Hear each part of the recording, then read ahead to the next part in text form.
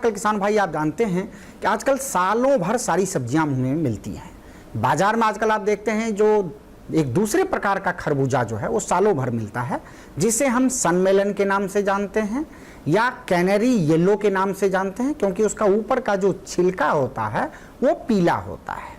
और इसको कहीं कहीं हम सरदा खरबूजा या सरदा मेलन के नाम से भी हम जानते हैं। जो सरदा खरबूजा होता है ये मार्केट में 15 दिन, 20 दिन, 1 महीने तक उसी गुणवत्ता के साथ ये मार्केट में रह सकता है। आमतौर पे जो इसकी खेती होती है, जो सरदा मेलन है, ये उन इलाकों में होती है जो दिन का तापमान है वो करीब 35 डिग्री से ऊपर नहीं जाता है और रात का तापमान करीब 20 डिग्री के आसपास होता है। पूसा संस्थान ने कुछ ऐसी प्रजातियों का विकास किया है जिससे ये खरबूजा सफलतापूर्वक जो उत्तरी भारतीय मैदानी इलाका है यहाँ भी उगाया जा सकता है।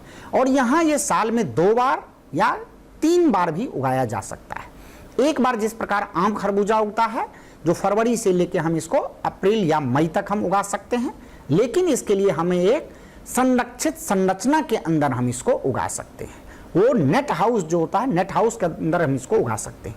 इसी प्रकार फिर इसकी हम जो दोबारा फसल है वो बिना मौसम की, बेमौसम की फसल हम उगा सकते हैं, जिसके लिए हम सितंबर से लेकर और नवंबर इस खरबूजे को तैयार होने में करीब करीब बिजाई के बाद 90 दिन का समय लगता है। तो अगर हम सितंबर के प्रथम सप्ताह में अगर इसकी हम बिजाई कर लेते हैं तो नवंबर के लास्ट तक ये खरबूजा आप मार्केट में ले जा सकते हैं। पूसा संस्थान ने इसके लिए 2 विशेष प्रकार की प्रजातियां विकसित की हैं। पहली प्रजाति है पूसा सरदा। ये ऊपर से बिल्कुल पीला रंग का होता है और इसका जो गूदा होता है अंदर का वो हरा या सफ़ेद या मिक्स होता है। इसका एक फल जो होता है करीब 1 किलो के आसपास का होता है, 1 किलो से 1100 ग्राम का होता है और ये गोल होता है। और इसमें जो उपज होती है, अगर हम 1000 स्क्वायर मीटर वर्ग मीटर का अगर हमारे पास पॉली हाउस या नेट हाउस है तो उसमें करीब करीब 5.2 टन यानी 52 क्विंटल के आसपास इसकी उपज होती है। एक अभी हमने दूसरा खरबूजा जो सरदा खरबूजा में ही और विकसित की है, जिसका नाम पूसा सुनहरी है।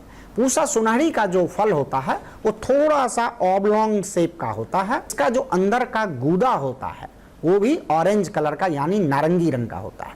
जब भी कोई गूदा अगर नारंगी रंग का होगा तो उसमें हमारी बीटा कैरोटीन की भी मात्रा बढ़ जाती है और वो स्वास्थ्य के लिए भी अधिक लाभदायक होता है। और ये खास करके अगर हम बेमौसम की बात करें, यानी जो सितंबर से नवंबर का जो मौसम है, इसमें लगाने के लिए ये बेहद ही उपयुक्त है। तो सबसे पहले हमें ये ध्यान देना है कि अगर आपके पास नेट हाउस में अगर ड्रिप की सुविधा है तो आप करीब करीब 1.2 वर्ग मीटर का चौड़ाई मीटर का एक आपको बेड बनाना है और उस बेड के दोनों तरफ अगर उसमें ड्रिप लाइन लगी है और हर जो छेद होता है यानी हर 30 सेंटीमीटर पे उसके हम एक एक पौधे को हम लगाते हैं। बिजाई करने से पहले हमें कम से कम इसमें 5 से 8 किलोग्राम बिल्कुल गोबर की सड़ी हुई खाद या वर्मी कंपोस्ट को हमें अच्छे से मिला देना है। तो अगर हम 1000 स्क्वायर वर्ग मीटर की अगर हम बात करें तो जो 250 से 300 ग्राम जो बीज होता है वो पर्याप्त होता है और इस मौसम में आप इसकी सीधी बिजाई कर सकते हैं। और पौधा जब करीब करीब 15 से 20 दिन का होता है तो हम साइड में हम सपोर्टिंग नेट हम लगाते हैं, जिसे हम क्रॉप सपोर्टिंग नेट कहते हैं। जिन किसान भाइयों के पास अगर क्रॉप सपोर्टिंग नेट नहीं है तो जिस प्रकार से वो खीरे को एक धागे के सहारे बांधते हैं उस प्रकार से भी वो उसको ऊपर की तरह ट्रेन कर सकते हैं। इसमें करीब 40 दिन के आसपास इसमें फूल आने लगता है और चूंकि इसको हम प्रोटेक्टेड स्ट्रक्चर के अंदर लगाते हैं जिसमें कि परागण नहीं हो सकता है, इसीलिए इसमें फल बनने के लिए हमें हाथ से परागण करना होता है।